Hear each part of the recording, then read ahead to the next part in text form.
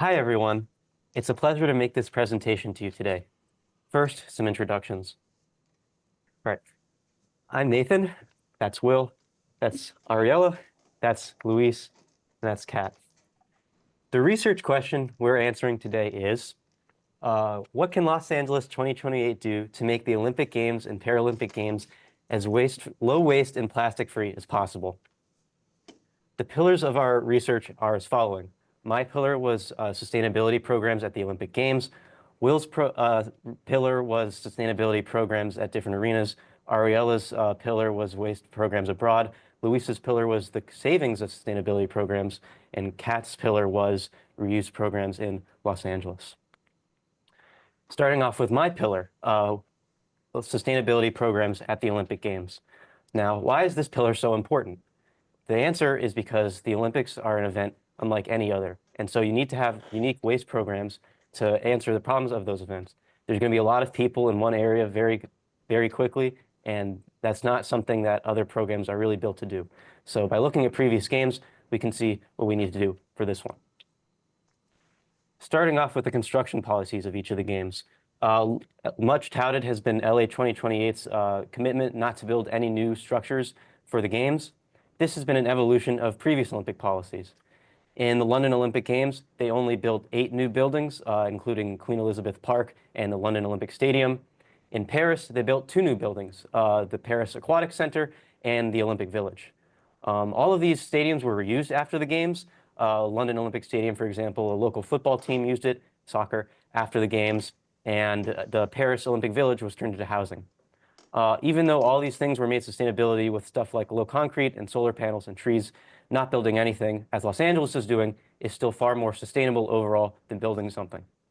The flip side of this, however, is that Los Angeles' sustainability legacy cannot be buoyed by constructions. Los Angeles' sustainability legacy must be based on the policies enacted and connections made during the Games. Moving along to plastic waste. Reducing plastic waste was a key commitment of all of these Olympic Games. In London, a recycling plant was built outside of the city where, according to Coca-Cola, the 10.5 million disposable bottles sold during the Games were recycled into 42 million new disposable bottles. Paris upped it with reusability because we don't want 42 million new disposable bottles in the market. Paris had a number of new reuse policies. One of them was bringing in your own water bottle, which, according to an Olympic survey, 80% of people did. But Paris's most noteworthy policy was that all drinks sold at the Games were sold out of reusable cups.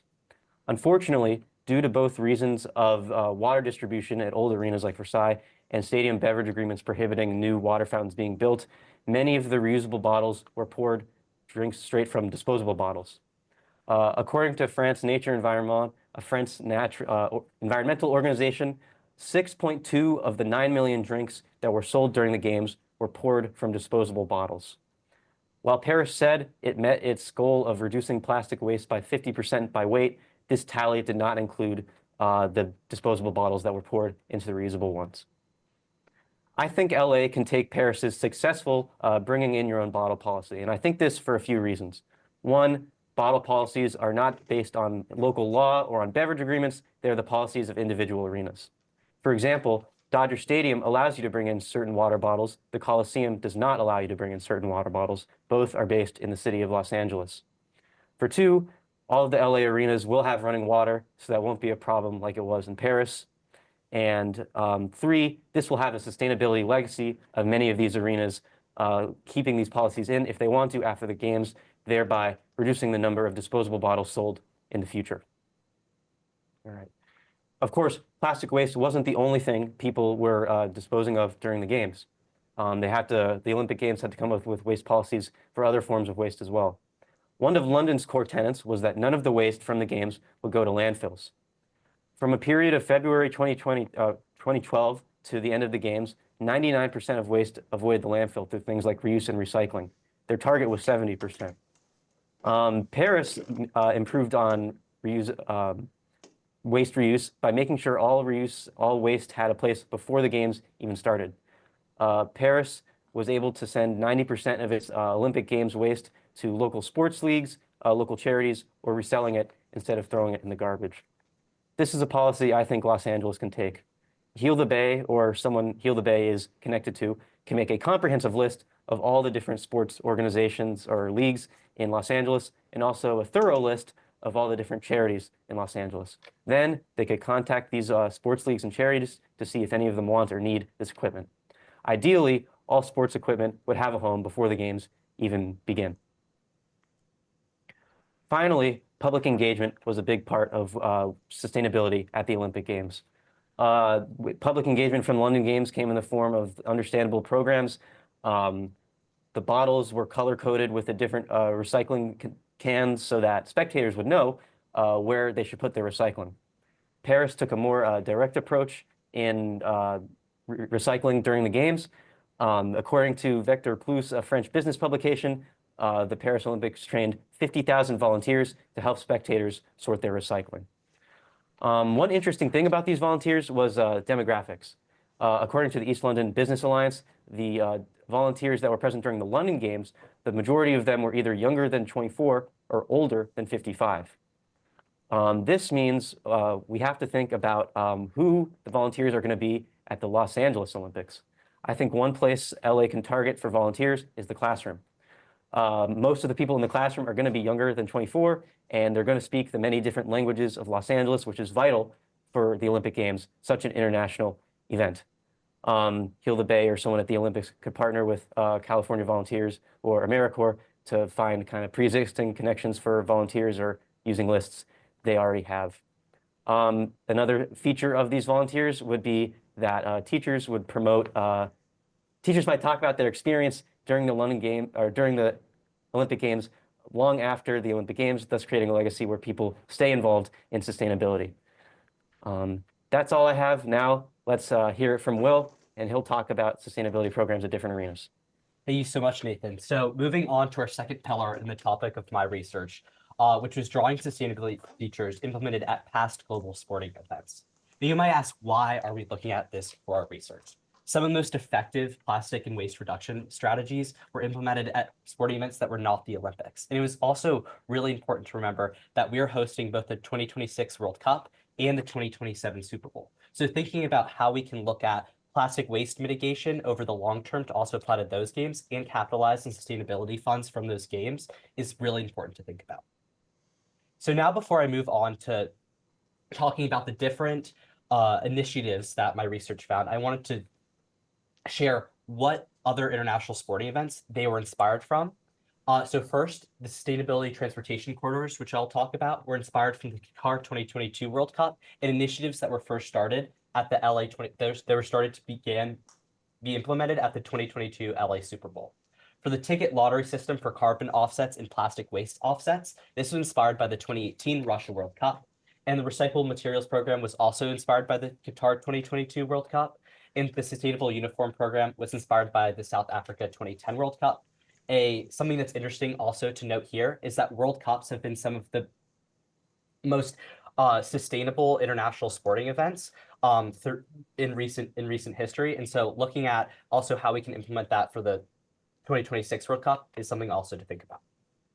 Moving on to the first initiative that my research studied was sustainable transportation corridors. This solution specifically targets both plastic waste littering and greenhouse gas emissions. The emissions and waste created by transportation represent some of, particularly private car transportation, represents some of the largest footprint from these games. And LA is already very car dependent.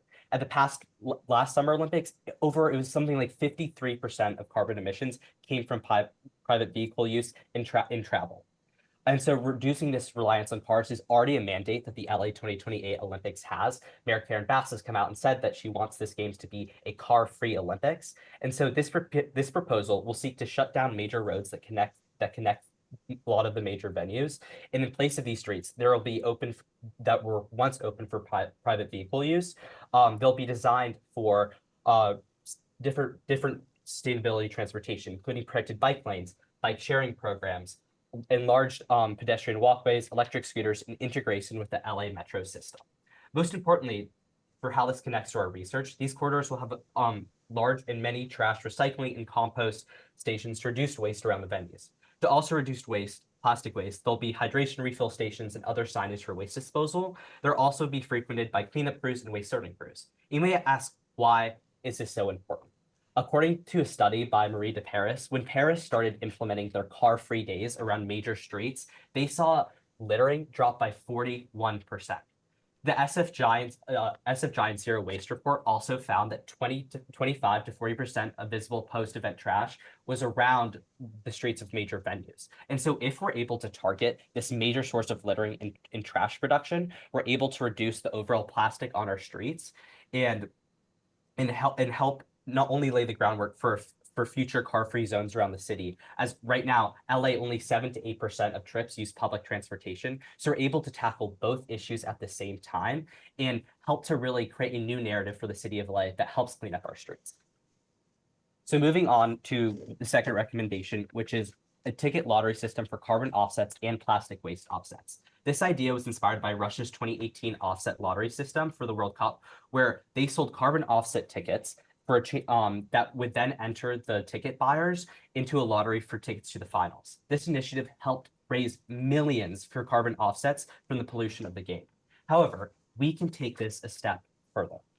If we're able to do this to include plastic and carbon, we could raise millions of dollars for plastic waste disposal and cleanup measures, and also local carbon offset programs. We can utilize the many plastic and carbon offset calculators that are already online, including the Plastic Bank Footprint Calculator, the Omni Calculator, the Butte Community Plastic Calculator, the Cool Climate Calculator, and the UN Carbon Offset Program. We can implement these calculators at checkout to help calculate the cost of plastic reduction and carbon production for the Olympic spectators could purchase. In exchange, they could be entered into a lottery system where they could get tickets to final events, meet and greets with athletes, or other VIP access.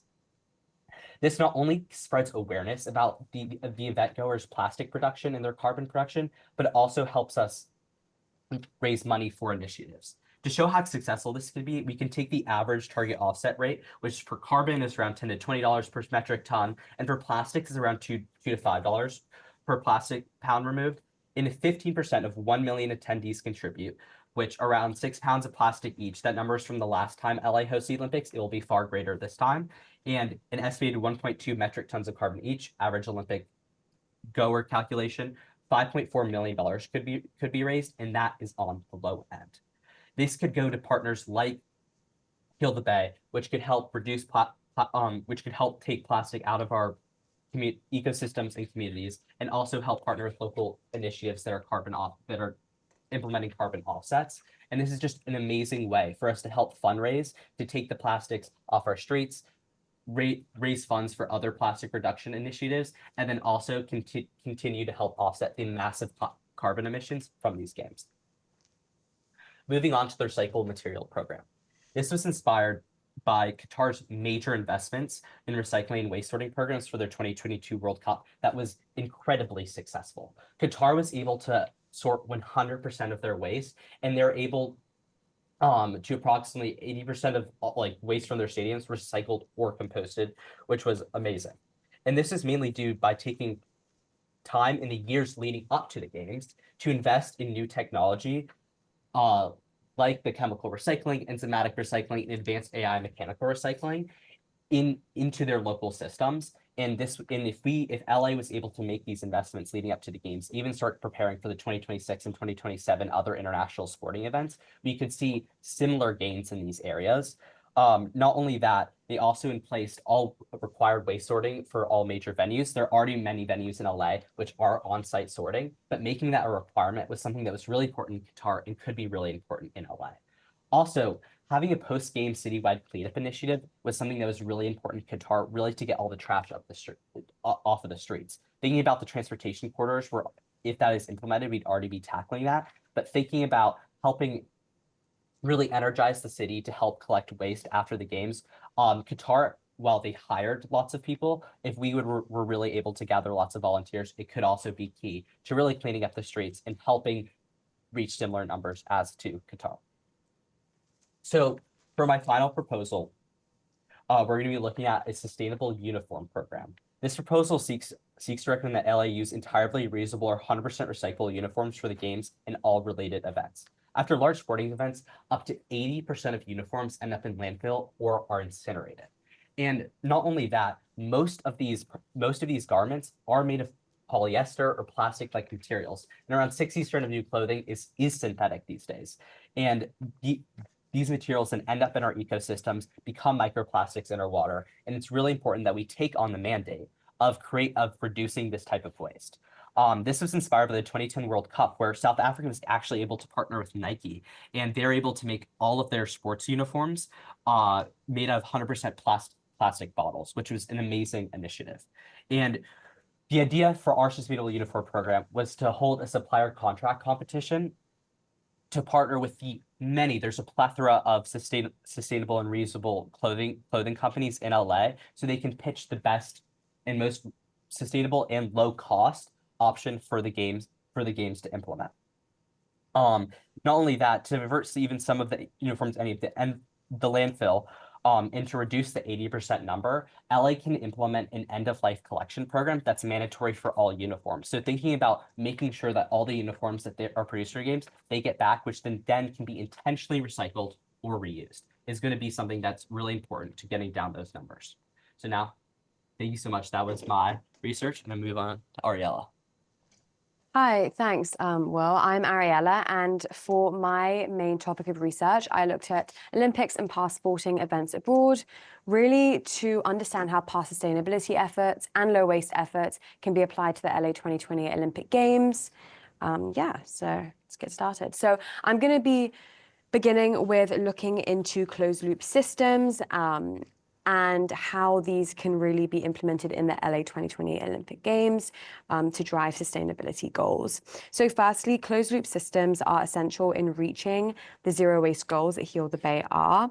So essentially what a closed loop system does is it repurposes waste associated with all food production by recycling resources and thus optimizing inputs across the food supply chain.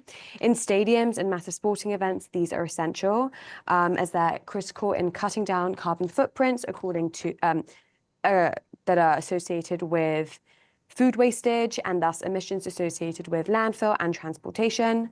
The LA Memorial Coliseum and the SoFi stadiums are two examples of how past stadium efforts in LA have really achieved zero waste goals. The LA Coliseum specifically has achieved a 86% diversion rate, which has since been increased to 91% in 2024.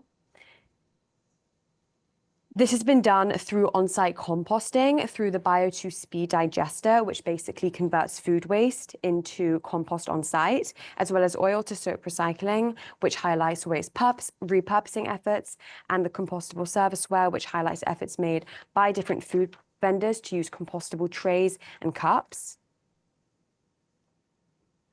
The two specific food companies in LA that really look into repurposing food waste that could be used as vendors by Heal the Bay at the LA 2020 Olympics are Food Cycle LA and Food Forward LA.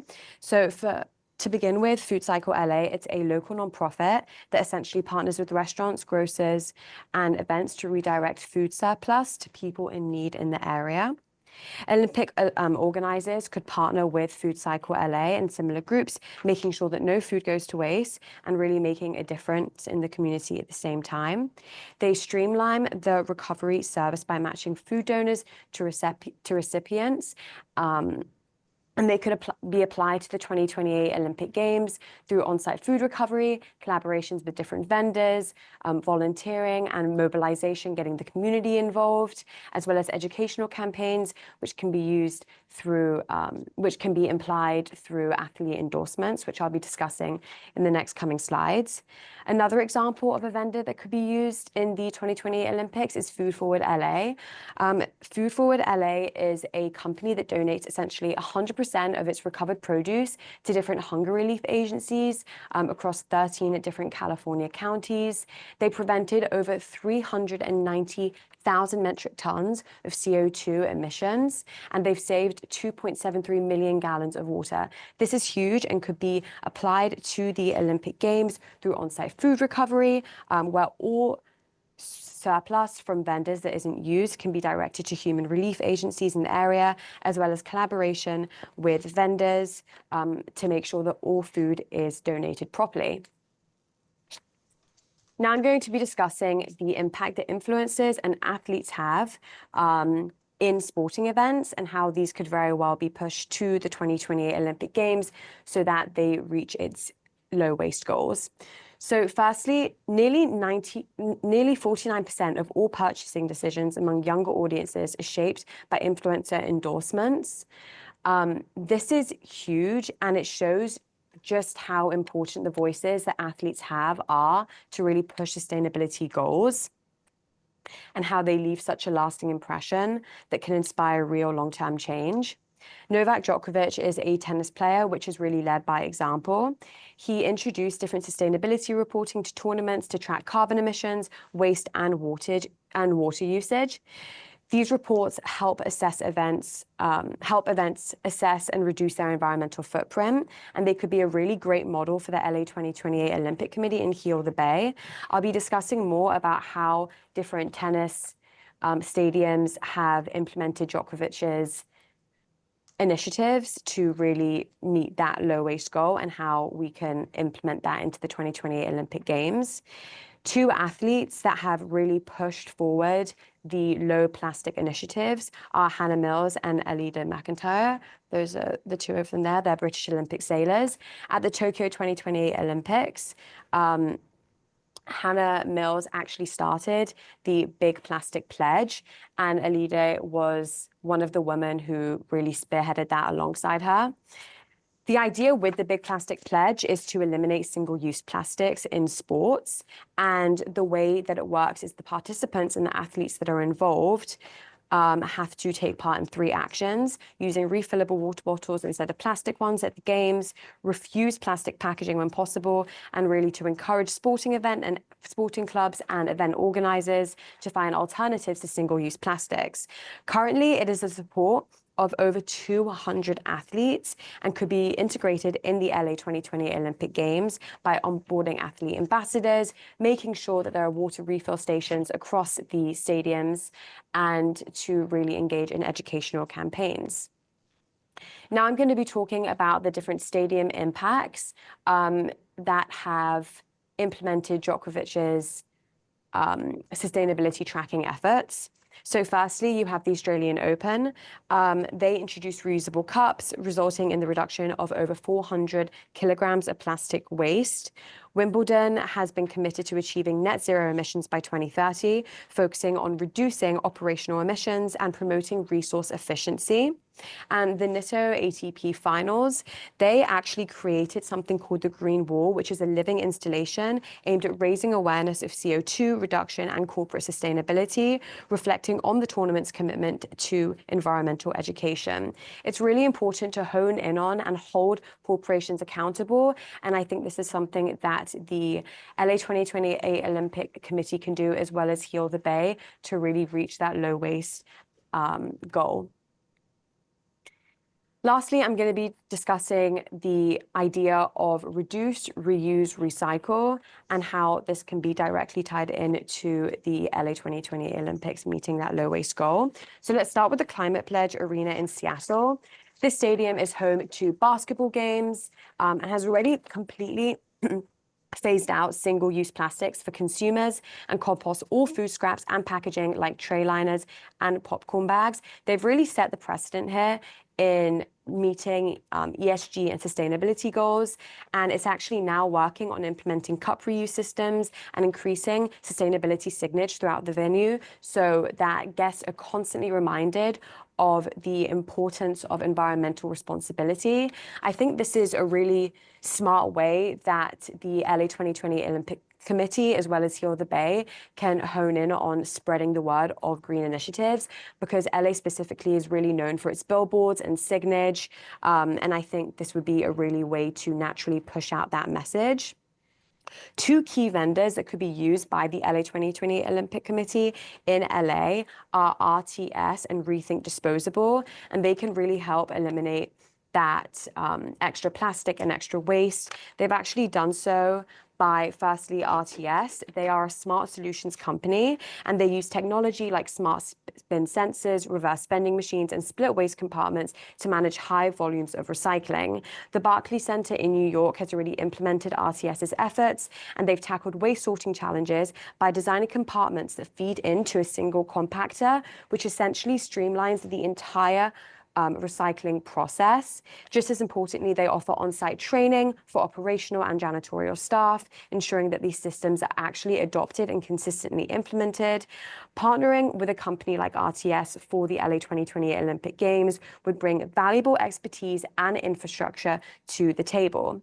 Lastly, there's Rethink Disposable, which is a clean water fund program that is all about reusables. It's actually based in Connecticut, but they do a lot of work out here in California, and they work with food system services to swap all disposable utensils and plates for durable, washable alternatives.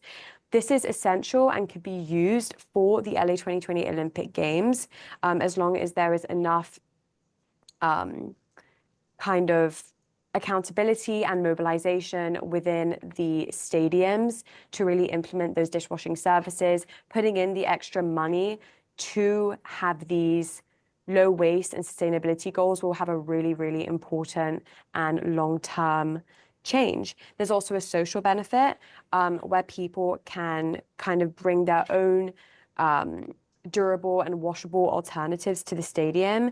It kind of reinforces this idea of handing off dishes, which can enforce this long-term behavioral change in the spectators. Rethink Disposable also supports restaurants in this transition by offering $500 in funding, and those restaurants have been saving $3,000 to $22,000 annually in return. If we scale this up to the Olympic Games, the impact could be massive, both financially and environmentally. Thank you so much. I'm now going to be moving on and switching on to Lewis, who will be talking about the cost analysis of the games. Thank you. So hi, everybody. Today I'm going to be walking you through why our various proposals and just environmentally minded proposals in generally tend to make sense economically, specifically why the transition towards reusable and recyclable foodware for entertainment venues isn't just good for the planet. Again, it's financially advisable. So I'm going to go ahead and break it down. So my first part is cost-effective sustainability at the Dodger Stadium, which again is an entertainment venue situated in the city of Los Angeles, so it's local. I'd like to begin by discussing Dodgers and sharing with you some figures surrounding food consumption. Dodger Stadium hosts approximately 81 games per year, home season games per year. That's not even including other entertainment events, just baseball, equating to approximately 4 million visitors per season. An LA Times article found that 15,000 meals were served per game, bumping their annual meals to approximately 1.2 million, which again is a pretty substantial figure. This is a considerable and non-negligible amount. If the Dodgers were to transition to reusables in preparation for the Olympics, the benefits would, of course, extend far beyond the time horizon of the Olympics just by the nature of reusables. Again, they're literally reused, so we can continue to use them long past the event. And then this can be subsidized through the use of Olympic or LA City Council sustainability grants to help ease the transition because, again, there's going to be a relatively substantial fixed cost up front. So my next slide is on reusable foodware, short long-term savings. One of the biggest misconceptions surrounding environmental efforts and specifically sustainable foodware is that they come at a cost. In reality, they tend to save money and they do so almost immediately. So a Minnesota study found that schools switching to reusables saved $3,000 within the first year and $23,000 by the third. In terms of per unit cost, price drops from an initial $689, again, this is using disposables, to $483 by the first year, and again to $256 by year 3. And then that's over a course of 3 years. That's a dishware becomes 169% more affordable. And this is even factoring in, of course, the expectable loss rate of approximately 20%. Translating these figures to a venue such as Dodgers would yield aggregate savings of $5.2 million per season within 3 years. And this is actually perfect because the Olympics are 3 years away. So such a program could be implemented and fully in place by the time the Olympics roll around. Caveat worth mentioning is, of course, middle schools are not the same as ballparks.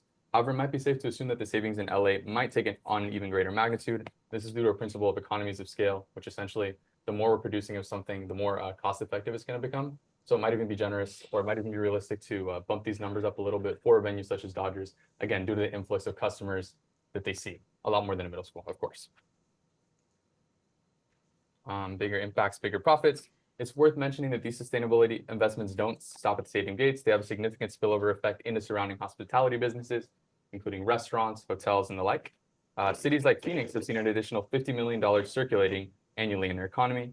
This is thanks to a 20% increase in foot traffic to Chase Field, which is the stadium in question, as a direct result of, quote, eco-conscious investments. On a national level, the average eco-conscious stadiums see annual savings of $1 million, 15% increased foot traffic for nearby businesses, and 25% increased likelihood of the surrounding businesses implementing similar eco-conscious investments.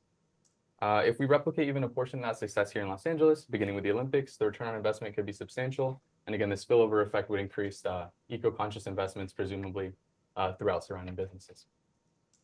Okay. Smart funding with big names. We also don't have to fund this alone or solely through city and public donations or subsidies. That might be somewhat unrealistic. Major companies are already putting big money into green venues. A Mortison Company study found that Amazon pledged $400 million over 20 years to the Climate Pledge Arena in Seattle, turning the venue into the first net zero carbon arena in the world. Similarly, Ball Corporation used stadium branding to rename Ball Arena, hoping to push its new line of consumer-facing aluminum cans. And this was the intent of increasing American aluminum recycling rates from 20% to the global average of 70%. So we were extremely lacking in that area. These partnerships offer massive public relations and commercial values to these companies, but they also have public environmental benefits, which again is our concern here. The ultimate goal here is, again, to increase environmental investments and in turn, maybe reduce our reliability on certain plastics or other forms of, non-sustainable investment. If LA venues partner with the right brands and groups like Heal the Bay help mediate any ethical problems arising from the potential use of greenwashing, funding can be attractive without compromising environmental integrity. Again, emphasis on that last point, because it's not just the numbers. The numbers are more a through way to increase environmental spending and do so in a way that's actually sustainable long term. So yeah, I'm now going to go ahead and pass it to Kat, and she's going to discuss reusable implementation programs for the LA 28 Olympics. Thank you, Luis. Reusables are a great solution and have been mentioned by Ariella and Luis in the greater scheme of sports and sustainability. But I wanted to hone in on present day LA and where we are today and where we can be in 2028. So using the Wash Hub website by Upstream to see reusable programs in the proximity of LA, I was able to see that Our World, Vital, Cup Zero, and Dish Joy are currently in LA.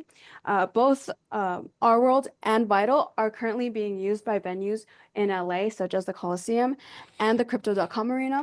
With Ball Cup, it's a purchasable, reusable cup in LA. It's not a reusable program, but it's still helpful because venues don't always need a reusable program. Sometimes they just need a reusable cup. So looking past LA, the reusable scene is one growing in popularity and seeing increased competition in the markets.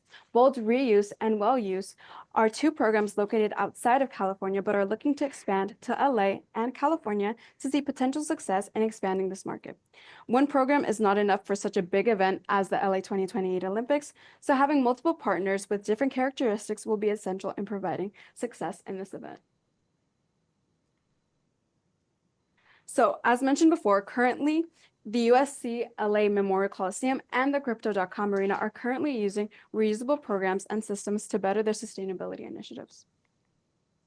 So one of the big parts of implementing a reusable program is seeing what works and what doesn't. And that is what the Coliseum did when first using Our World. So during the 2023 to 2024 football season, USC decided to implement Our World Cups for a year to see the success, and they did, with a 99.5% return rate by the end of the season. However, it was difficult to see a 100% return rate by the end of the season, as cups would get lost and misplaced and would eventually charge the Coliseum team for this, which meant less money for them. This is where Vital comes in. Their cups use QR codes to keep track of all their reusable cups. Success with only 2 days with the USC annual spring concert event was seen. It was immediate, with a 97% return rate, comparing to only a 93% return rate of USC's first game using Our World Cups. In the single event, over 2K single-use cups were eliminated, and because of this, about 200 pounds of CO2 were mitigated. These initiatives were assisted and guided by the Green Sports Alliance, which is a leading sustainability pivoted towards sports. They have a reuse playbook leading sustainability benefits, and specifically with reusable cups in sports venues. Coincidentally enough, The Crypto.com arena also used our world and first tested it in December of 2023 at a concert for Depeche Mode. At these two events alone, they saw over 25,000 single-use cups eliminated, and because of this, 355 pounds of CO2 were mitigated. Similar to the Coliseum, they also had the help of the Green Sports Alliance as they announced their confirmation at the 2024 GSA Summit that they will be fully committing to our world. Not only that, but AEG has been partnering with the arena to build sustainability initiatives, and this has been vital to their success. Evidently, partnerships are needed when it comes to sustainability initiatives, and especially with reusable programs to advise procedures, policy, and to simply garner support. I wanted to highlight Reusable LA as a coalition of organizations focusing directly on reusables as a solution for plastic pollution through legislative advocacy, outreach, and community engagement. And lucky enough, they're already partnering with Heal the Bay and Our World. I wanted to look into community impact as well. The Neighborhood Sustainability Alliance advocates for policy and garners support, and it would be pivotal to incorporate this into the venues as they are involved in the hashtag Skip This Stuff with Reusable LA.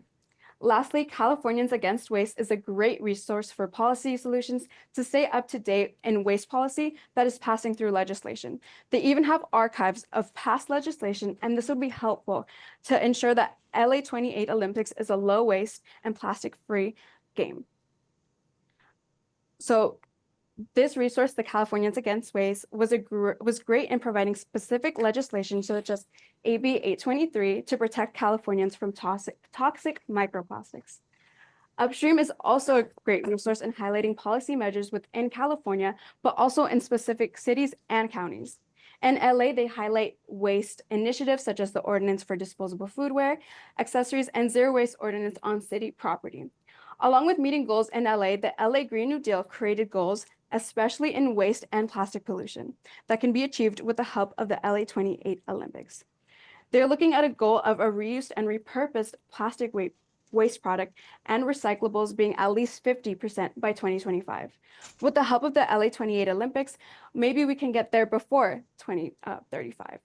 With that in mind, I'll now pass it over to my group to talk through our specific recommendations for how LA venues can play a key role in achieving these goals.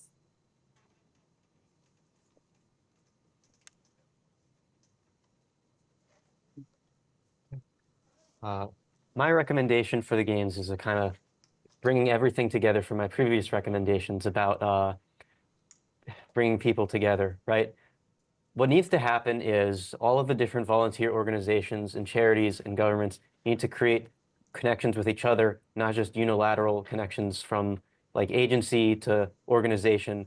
It needs to be organization to organization, agency to agency, etc.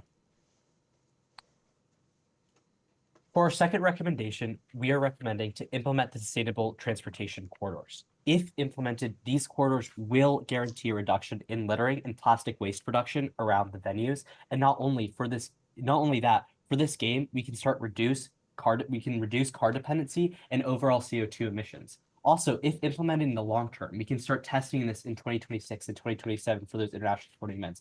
We can long term slowly start to eat down on car dependency for these games and really tackle the issue of littering and waste on our streets.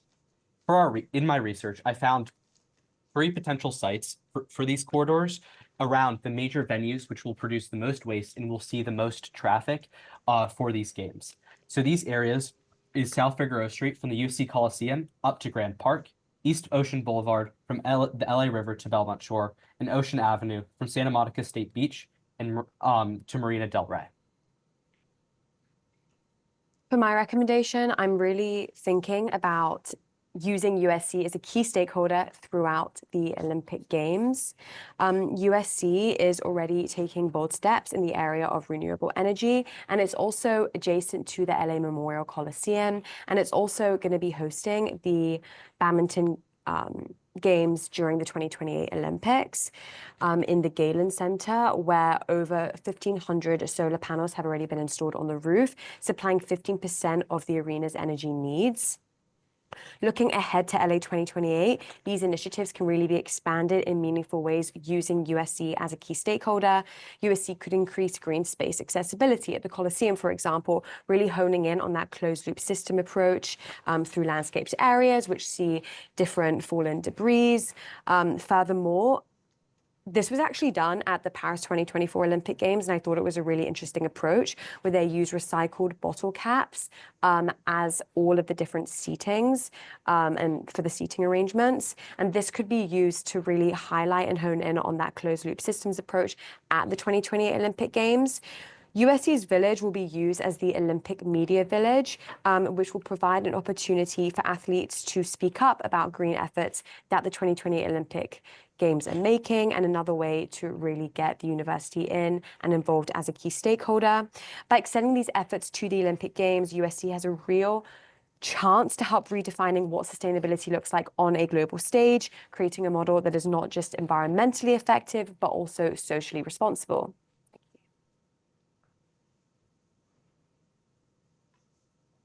I'm going to be discussing, again, I guess my final recommendation is emphasizing this private-public partnership and effectively seeking out these private partners early so we can, again, take advantage of these economies of scale and somewhat of a compounding interest on the benefits of reusables. Again, a lot of corporations are willing to invest, and this would minimize the financial burden not only on these venues, but also on potential public and nonprofit partners for the event. And again, yeah, it makes sense fiscally and environmentally. So yeah, it's worth selling to these companies. So to show how LA venues can serve as a long-term sustainability hub, I created a map using ArcGIS Pro with a 2-mile buffer around sports venues in the LA 2028 Olympics. I clipped nearby restaurants and donation sites to highlight opportunities for community engagement. Based on this, I recommend implementing reuse programs at these key venues and also beyond these venues, building partnerships with local businesses, and aligning efforts with the LA 2028 and 2035 zero waste goals. This approach reduces plastic waste at the source while strengthening sustainable infrastructure and community partnerships. And that is our presentation. Thank you Thank so you much. so much. Thank you.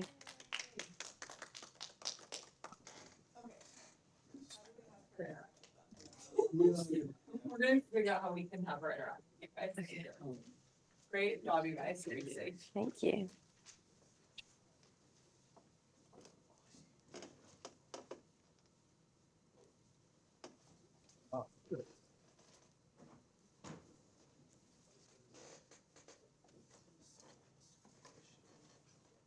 There he is. If everyone could sit in the front row, that'd be helpful for the video. So if everyone could sit in the front row. Oh, because you. Okay, so.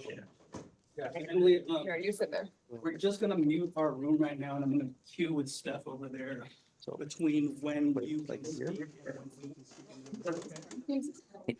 Yeah, because I think it's like, so we all are seeing the video. Okay, I see y'all are on mute. Can you hear me okay?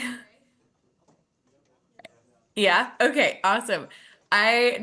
Huge round of applause. That was absolutely incredible. I'm so just unendingly impressed with the research that you all did.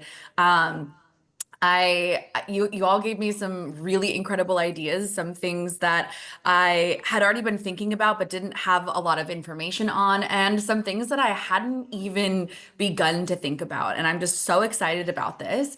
My first question actually is to the entire group, which is, how can we keep working together? Because I want to take this research and deliver it directly into the hands of the LA 28 Sustainability Committee, and potentially even have you all present to them somehow, because truly this was spectacular. So maybe that's a question specifically for your team leads. But I am just, you can probably hear it in my voice. I'm just so incredibly impressed with the research you all did. And I want it to get into the hands of the decision makers who can actually implement some of these recommendations. For that, I think you'll get there. Oh, sorry. Do I have to pause you? Are we good? Okay. Can you hear me? Okay. So, you will receive this whole presentation and then everyone's individual papers that they'll finish up by Monday.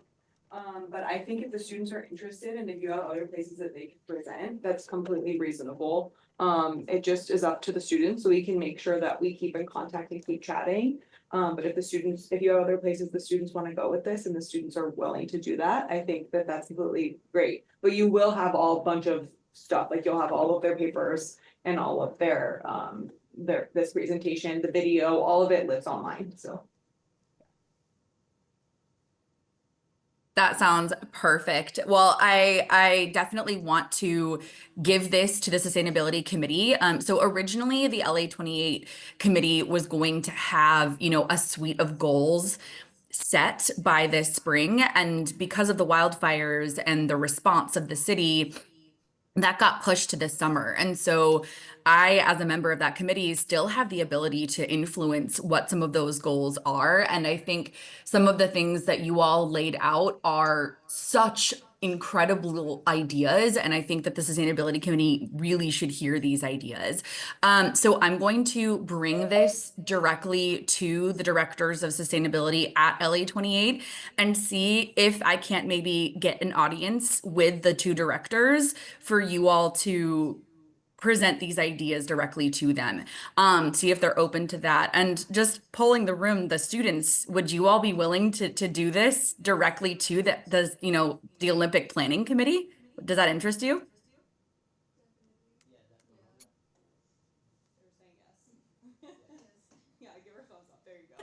I'm seeing lots of enthusiastic thumbs up. Okay, awesome. I'm going to try to arrange that because seriously, that was not only an incredibly, professional presentation, it also had really awesome ideas that I really do think that this planning committee needs to hear. I am particularly intrigued by this idea of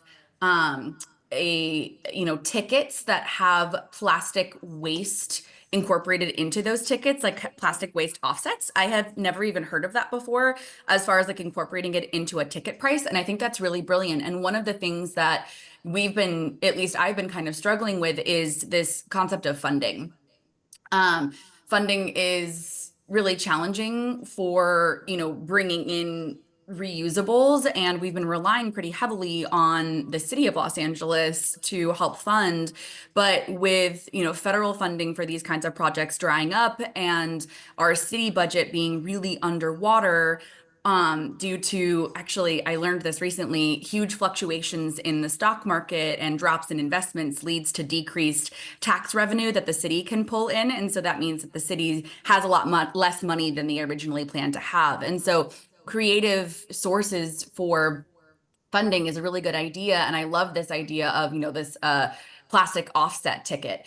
And I'm curious if, and this is a question for all of you, if there were any other like innovative funding sources that you all might have discovered in your research beyond the, public-private partnerships and the plastics offset tickets that you might want to share that could help support things like switching from disposables to reusables.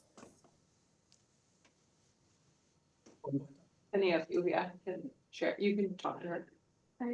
I don't think I found any in my research. But the partnerships, they were mainly like assisting in like policy and advocacy, and I think it was harder to find grants specifically on that, especially in LA. Anybody else want to share or have any other innovative ideas they found? Yeah, I would say just like adding on to like the plastic offsetting ticketing. I think that like the whole I kind of like was inspired because the idea is that like if you're able to incentivize like if you're purchasing a multiple $100 ticket to the games and you have the choice to enter into like a lottery if you're partnering with athletes or stuff like that to meet an athlete that's like a fan of yours, you're willing to take like the $15, $20 chance a lot of the times. And like this was so successful for carbon offsets for Russia. And so it's like interesting to see that like even as Ariella was talking about like partnering with athletes that are really excited about plastic offsetting, it's like I think there is money to be raised when it comes to like incentivizing people to like, I don't know, just like having incentives towards the games and then having individuals help pay for it as well. And I also think that like when people understand that, it's really interesting, this idea that like when people are confronted with that, like by you traveling to the games, you're therefore like will create unintentionally, intentionally X amount pounds of plastic. This is how much like the trip will cost, like for like on the environment for the city of LA. And I think that I don't know, I think that pushes people to be willing to almost like chip in a little bit. So I think that just like looking at like other incentives like that is just interesting, like different funding source. Sorry, can you hear me? I'm not sure.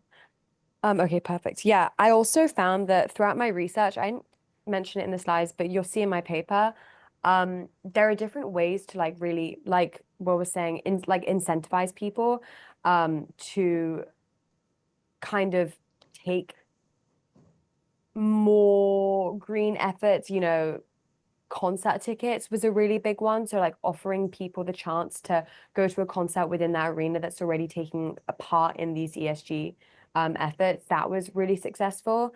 There are also food discounts I found, and I mentioned even like bringing in your own like reusable plates that can be washed at the arena, like doing that whole handoff and giving it to the vendors. That really reinforces that kind of green mindset, which I think is key for long-term change, because I think that was kind of the main idea in my research, at least, where it's like, how do you have people come to the Olympic Games and leave wanting to continue to implement these green efforts? There kind of needs to be this like association between like greatness, like athletes, all that they've done, like this like incredible spectacle, and environmental goals. I think by creating that association, it will really make sure that like younger audience especially have that reinforced idea.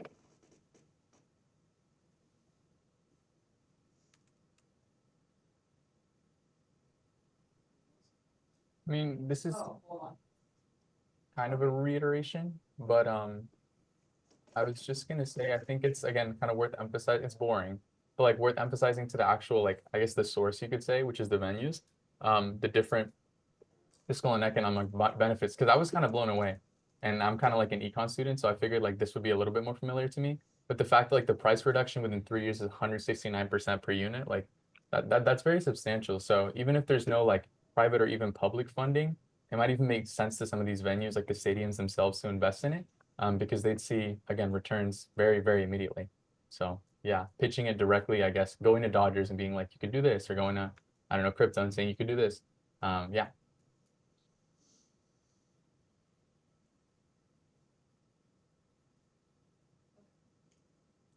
I'm working on literally doing exactly that, going from venue to venue. So maybe I should bring you all with me to help me pitch these ideas. Particularly, I'm trying to get BMO Stadium, if any of you are fans of our local soccer teams, trying to get them to do this switch as well.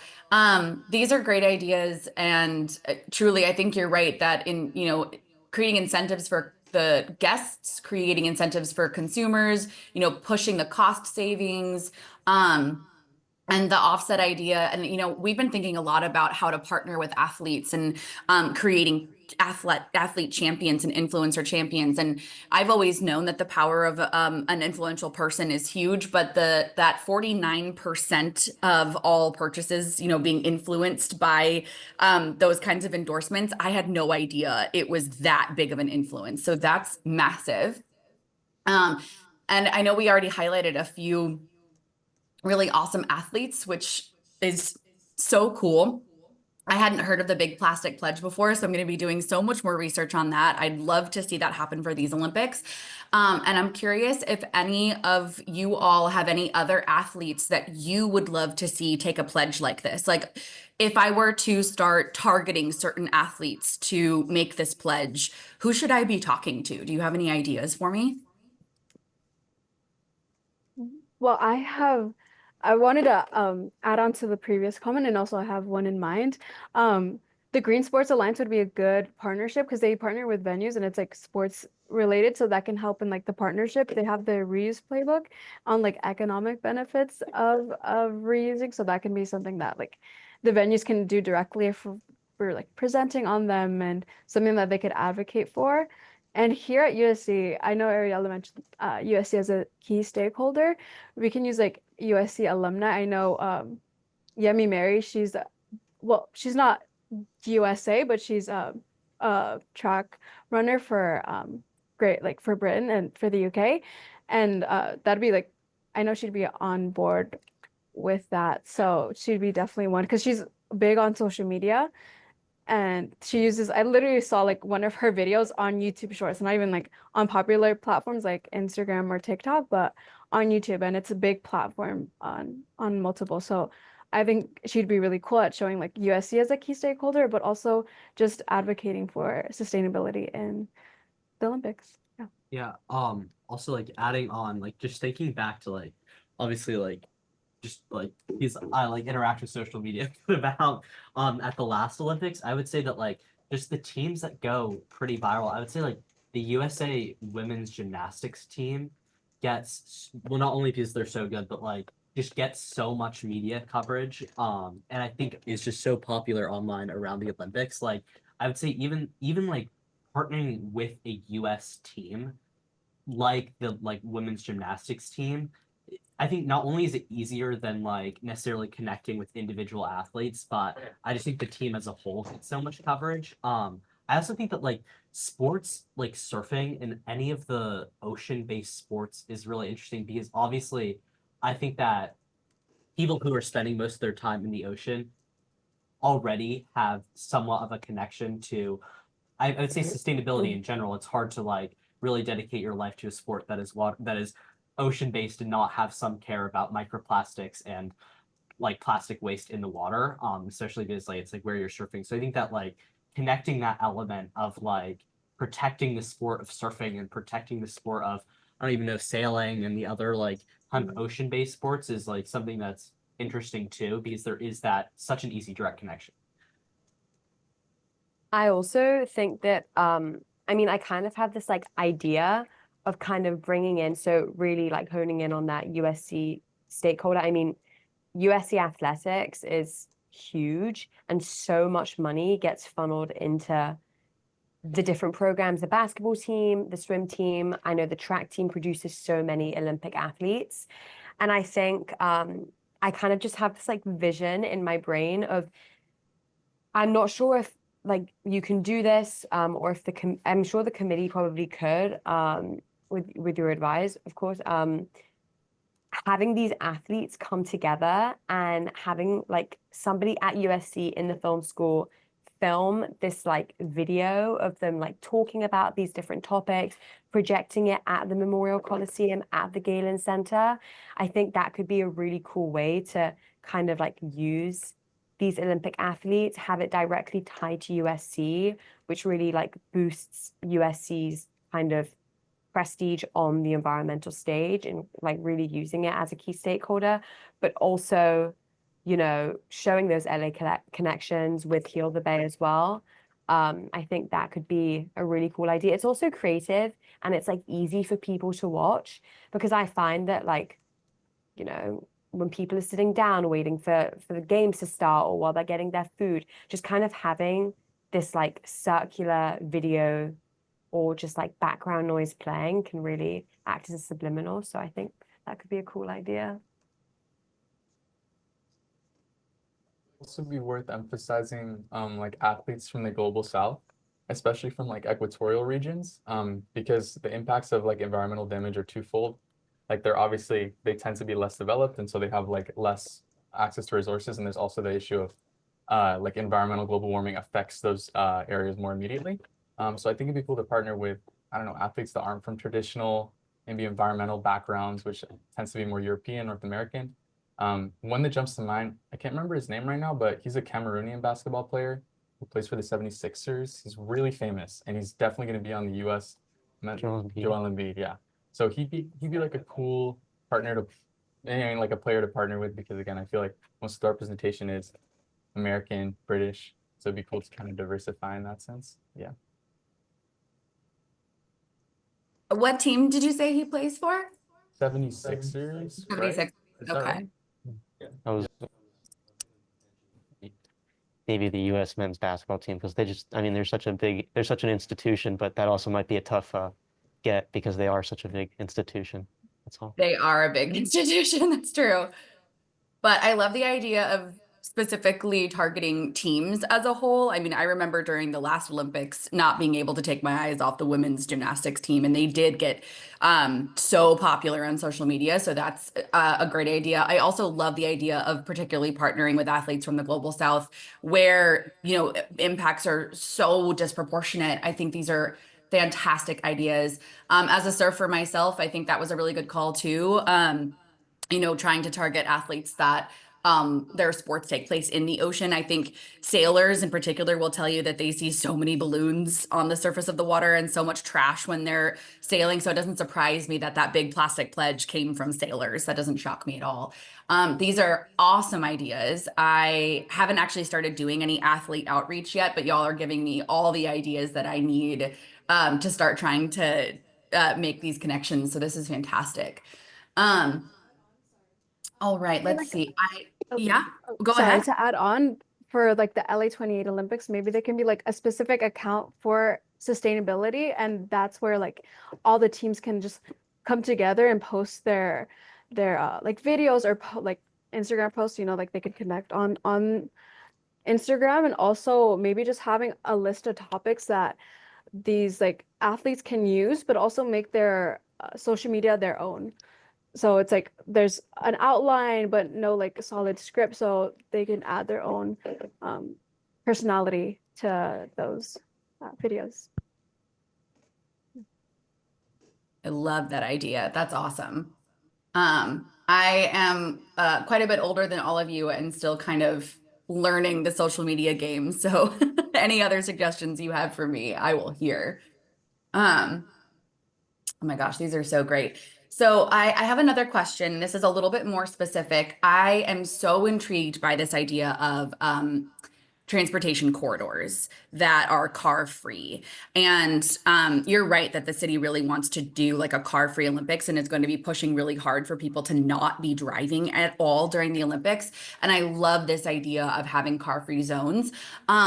And I'm curious if you could tell me just a little bit more about what drew you to the 3 specific locations that you picked. Is it, because of their proximity to venues, because they're already, friendly to foot traffic or already friendly to bike lanes or anything like that? Was there any influence that was taken from events from like Ciclavia? Like, I'm curious what made you pick those spots. I want to hear a little bit more about that. Yeah. So it's funny, like I first stumbled upon this idea because I was like thinking about, I wanted to like start looking at how to really like, I was kind of doing research about like plastic waste on the streets and like littering and stuff like that. And I stumbled on, I'm in a blank on who I can look up on my phone really quickly, but like it was some company that essentially like was like, this is like, it was some like idea, that was generated by this like think tank, and it's like I'm blanking on what it was called, but they essentially proposed like these sustainability like corridors, and they like really took it further where they're like these streets should be closed forever. And the idea was that essentially like I looked at not only it's essentially in their proposal, they were like, when you're thinking about, you want people, if you're going to close down streets, you want people to be able to walk from venue to venue. And you also want to look at where you don't want to close down roads that are leading off and onto highways, and you don't want to close down roads that are connected to vital like hospitals and other like important infrastructure like that, and that also are in close proximity to metro and already existing public transportation infrastructure. So thinking about South Figueroa Street here, you have the Coliseum, you have crypto. You essentially like looking at the maps of venues and then also looking at public transportation maps. You could imagine the games, someone walking from the Coliseum up to crypto or hopping on a bike. And these are, not only is it a large road, but there's roads around that can take on some of the like traffic that will be diverted. And not only that, it just will reduce, if you're able to walk from venue to venue, for some of these major thoroughfares, it makes it so much easier. So that's, I would say, like one of the bigger streets here. The two other smaller streets, which are near the shore, these are already a common. You can think about the street in Santa Monica already have big bike lanes, already has like good public transportation nearby. The streets are less busy, and you can really see those being easily closed down. And it was that idea paired with the fact that there are multiple venues near there that are like, why not close those down? And also I think that like South Figueroa and those areas are just already so frequently trafficked. Like, why not invest in reducing the car dependency and like the trash pickup areas there? Yeah. That makes a lot of sense. It's such a cool idea. And, here in LA, we already do events called Ciclavia, which are, closing down major thoroughfares to allow people to just bike from place to place. And there's tabling set up, and it's such a great concept. And I love the idea of doing something like that for the Olympics and allowing people to be able to get from venue to venue easily. The city of LA has really ambitious plans for increasing our public transportation in time for the games. We'll see what they're actually able to accomplish with this very limited budget. But I think, giving people the ability to just walk or bike places where public transportation might not be able to keep up with the masses is a brilliant idea that I hadn't thought of. So I'm excited to share this with the planners. I have just a couple more questions. One of them is, I think it was for the very first, either the very first or second pillar. And it was the advanced and chemical recycling that was implemented in Qatar for the 2022 World Cup. So I can't remember which pillar that was, but I'm curious if those practices if you happen to know if those practices are still happening, like were there new plants that were built to do that advanced chemical recycling? And if you know of any like impacts from that, because from what I know about chemical recycling is that it can actually be a very energy intensive process. And in a place like Qatar where there are limited resources when it comes to things like water and energy, I'm curious if you know if those are still happening and if there were any environmental impacts on them. That was part of my pillar again. You'll be when you get sent my paper, there'll be more information about that that I didn't include in the presentation. But again, I'd say like there is a whole caveat with Qatar is that they essentially had hundreds of millions of dollars at their disposal, and they had kind of a weak recycling infrastructure beforehand. And they were like, we want to be really innovative. We have so much energy supply, like so much energy reserves. We're going to go ahead and build the most advanced recycling, essentially centers. It's funny that like, I probably should have looked into like the reports that came out about Qatar was essentially how they were able to dump this much money into all of these new systems, and therefore they were able to reach these numbers. They did not include how much water was used, how much energy it took, and I think that like the whole like caveat. And so it's interesting. Like maybe I'll like look in before the final paper is due and like put it like a snapshot about how wasteful some of the, these programs could have been. I need to like look into that more, but I think that is a huge caveat with Qatar is that they had hundreds of millions of dollars and we're like, we want to like invest in the best infrastructure as possible. So it was more just kind of about like, if we did really want to modernize the recycling programs, it could have an enormous impact. Yeah. Got it. That makes a lot of sense that they had a ton of money to dump into something like that. Because yeah, those plants are very expensive. And while they can sometimes make sense in certain communities, I wonder what it would be like to have something like that here. So yeah, if you can include another just like quick blip in your final paper about what those the energy costs or the water costs look like there, that'd be really interesting. But if not, that's totally fine.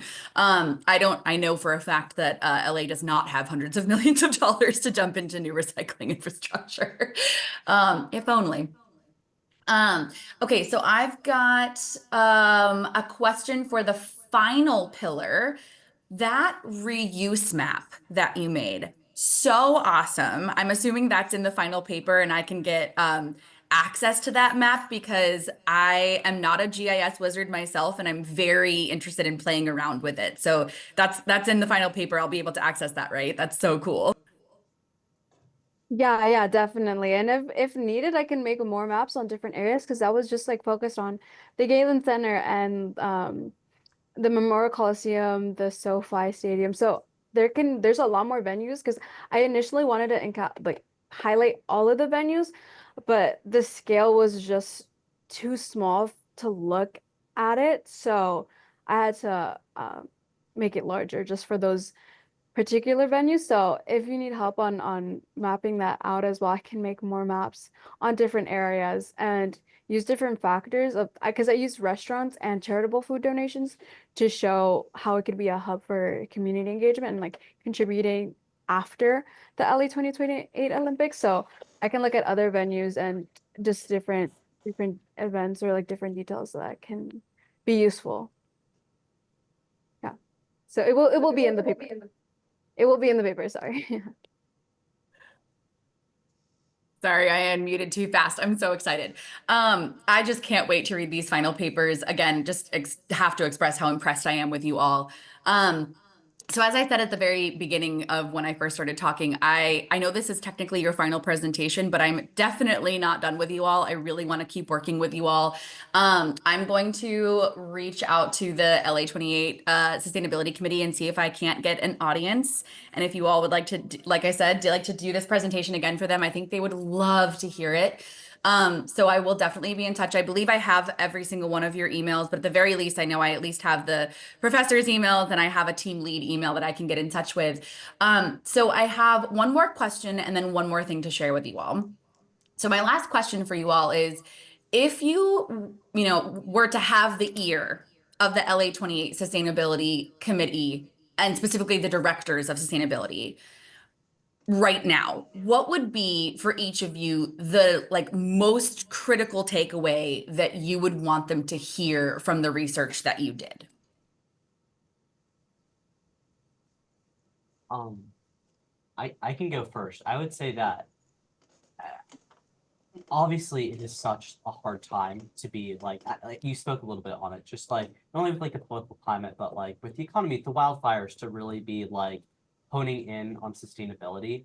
But I think that we've such like an amazing opportunity, not only like in connection with the 2026 World Cup and the 2027 Super Bowl and then the Olympics, that like there is so much, I think, resources and attention towards these games in coming to LA.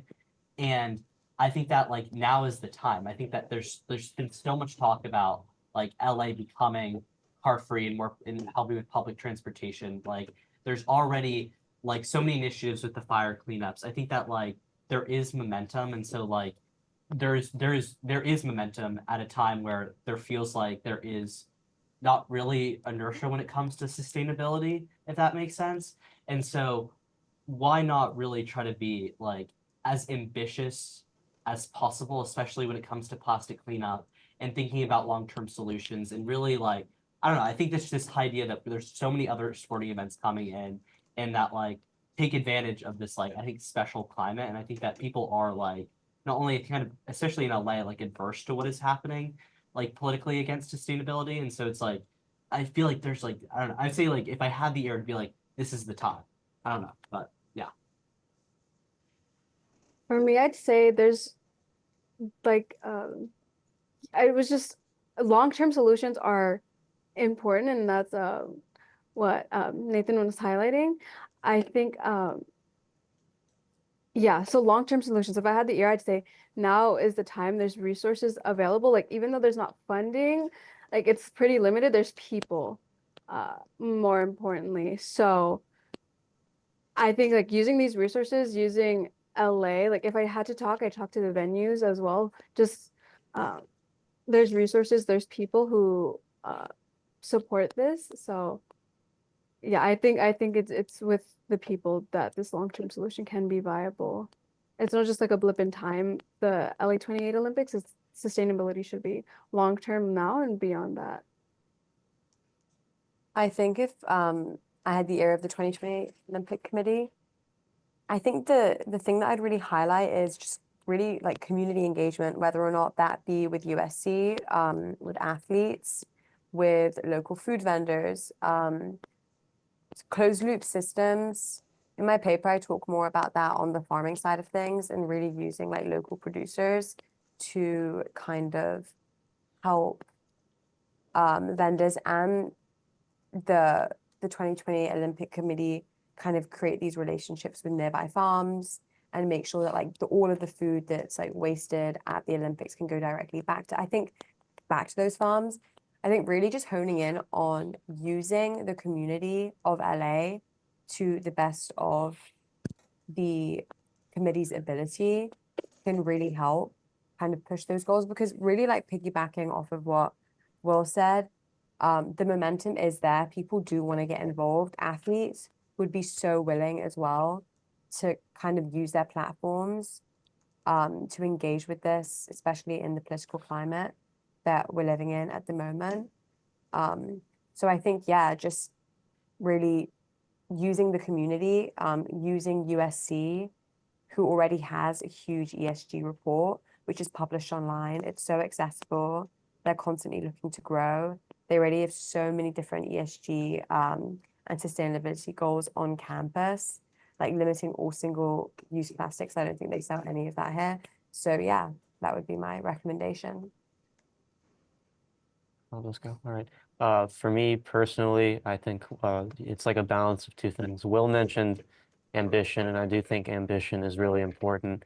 You've got to be able to show everyone, and you've got to be able to show yourself that you've been doing something like new and innovative to just like improve sustainability overall. That's like the policy I liked the most that I did was the water bottle one, because I mean it's so simple, but was so effective. It reduced bottles by like it contributed to like 1 million fewer bottles sold, and like that's a real thing you can hang your hat on. But you also have to be you have to do something that you know you can do, because when you don't, we saw with the plastic bottle, with the reusable bottles in Paris, it was this like big fiasco, and it makes people lose faith in what you're able to do if you say, oh well, we're gonna have every bottle be reusable, and then you just totally like can't do it. It makes people defeatist about these kind of things, when we really want people to be optimistic in the future of their city, their government, and the future of the planet. And then for mine, I think I would just like kind of reemphasize the benefits of transitioning to reusable dishware specifically. Again, like a lot of the figures kind of show that, but then if you really think about it, the majority of hospitality industries are already primarily reliant on reusables. Like most restaurants, hotels, bars, they're already using reusable dishware. So it kind of seems to be the industry standard besides these massive entertainment venues. So just kind of, telling them that there's economic benefits and of course the environmental benefits. And interestingly, like they both scale over time. So it's like once you switch to reusables, like the further you get into time, the more beneficial it becomes and the more cost effective it becomes. So yeah, that's what I would emphasize.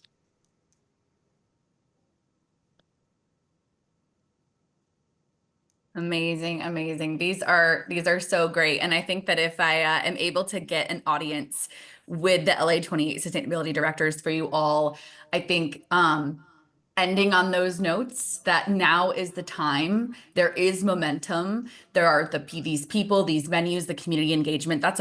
All of those are wonderful notes to end on. And I think would land really well with that audience. I know we're closing in on the end here, and I have a very hard stop at 11:30 to run to actually another presentation for an intern of mine, which leads me to my final comment that I want to say to you all. I would love to bring on a few interns this summer to do some LA 28 Olympics work and some other broader policy work with me and the team. And I would love to extend an invitation to this group to apply for that internship. And I'm going to extend it to you all before I even post it publicly, because I'd love to have a couple of you be an intern with me this summer. So if that is something that interests you, if you're looking for something to do this summer, if you're looking for an internship, I think you all already have my email, but I'm going to put it in the chat just in case. please email me and let me know if you'd be interested in working with me this summer.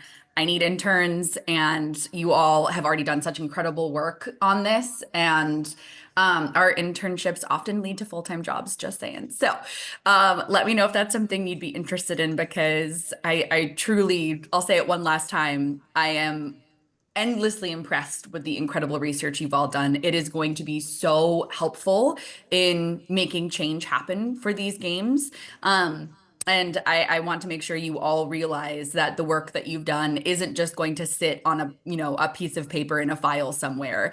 It's going to truly help enact change. So thank you all so much for doing such incredible work. Thank you so Thank much. you. so much. Thank you so Yeah. much for your time. I'll make sure that they get your email to reach out to you. Okay, awesome. I'll have to put together a like job description for, I'm looking for, like I said, 2 different interns, one who's going to do some broader policy work with me, and then one who could potentially do some interns or some Olympic specific work with me. So I can try to whip those up, but remind me when does your sort of like summer term start? Like if you were all looking for internships, when would you be looking for it? So their semester ends this next week. So this is the last day of classes is today. And then they're in finals until potentially the 17th, I think is the last day, of the 14th. 14th. The 14th. And then summer sort of starts then. So end of May, beginning of June.